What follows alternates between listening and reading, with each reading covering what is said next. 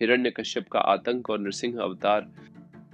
हिरण्यकश्यप एक अत्याचारी असुर था जिसने घोर तप करके ब्रह्मा जी से वरदान प्राप्त किया कि वह न किसी मनुष्य से मरेगा, न पशु से, न दिन में, न रात में, न अंदर, न बाहर, न किसी शस्त्र से।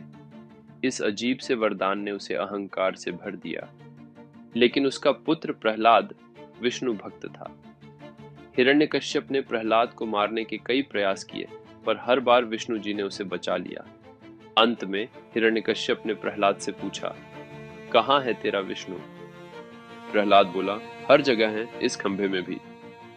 हिरण्यकश्यप ने गुस्से में खंभे को तोड़ा और उसी क्षण भगवान विष्णु प्रकट हुए नृसिंह अवतार में। आधा नर आधा सिंह। न संध्या थी, न रात, गोधूली का समय। न बाहर न अंदर, देहरी पर। न शस्त्र से बल्कि अपने नाखूनों से। इस तरह उन्होंने हिरण्यकश्यप का वध किया और ब्रह्मा का दिया वरदान भी नहीं टूटा। पर वध के बाद भी नृसिंह का क्रोध शांत नहीं हुआ। उनकी आंखों से ज्वाला निकल रही थी। नाखून अब भी खून से सने थे। वे गरज रहे थे, अट्टहास कर रहे थे और कोई भी उन्हें शांत नहीं कर पा रहा था। देवता भयभीत हो गए। लक्ष्मी जी भी उनके पास जाने से झिझक रही थी। तब सभी देवताओं ने शिव जी से विनती की, हे महादेव, आप ही इस तांडव को रोक सकते हैं। भगवान शिव ने ध्यान लगाया और अपने अंदर की दिव्य शक्ति को जागृत किया। उन्होंने एक विचित्र, भयावह लेकिन दिव्य रूप धारण किया जिसे शरभ कहा गया।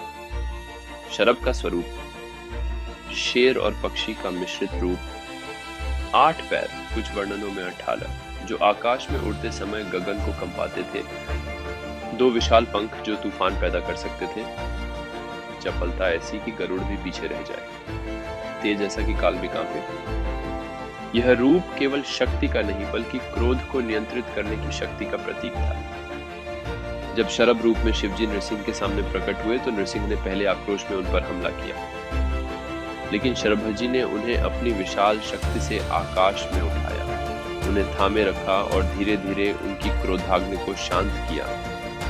कहा जाता है कि नृसिंह ने शरभ की शक्ति को महसूस किया और समझ लिया कि उनका उद्देश्य अब पूरा हो चुका है। वे शांत हो गए, फिर विष्णु के रूप में वापस आ गए। नृसिंह ने भगवान शिव को प्रणाम किया और कहा, हे महादेव, आपने समय पर हस्तक्षेप करके ब्रह्मांड को संतुलन में रखा। आप साक्षात त्रिलोकी के रक्षक हैं। शक्ति जब नियंत्रण से बाहर हो जाए तो एक नई शक्ति का जन्म होता है, नियंत्रण के लिए।